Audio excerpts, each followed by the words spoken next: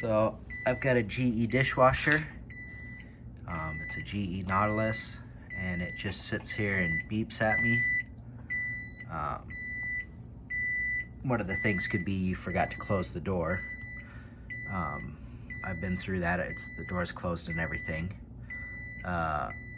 If that doesn't solve the problem, another thing to try would be to go over and turn the circuit breaker off for it.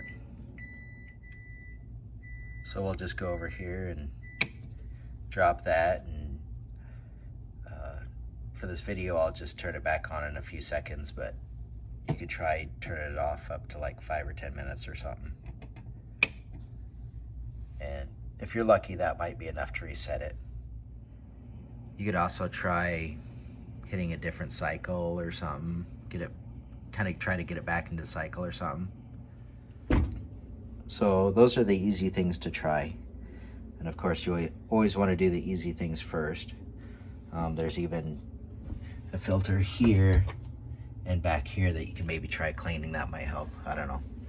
But what I ended up doing was, there's a bunch of screws here I took out.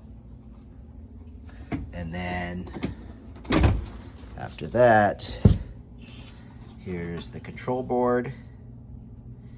And then there's this electric motor that spins around and pops open the soap tray.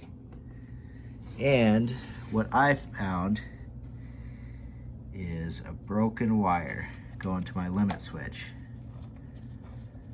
So I'm just gonna repair that broken wire and it should be good as new. So I skipped a lot of steps, but long story short, I replaced that wire and now it's working. There is a lot to putting this latch back together. It's kind of a Chinese puzzle. Yeah.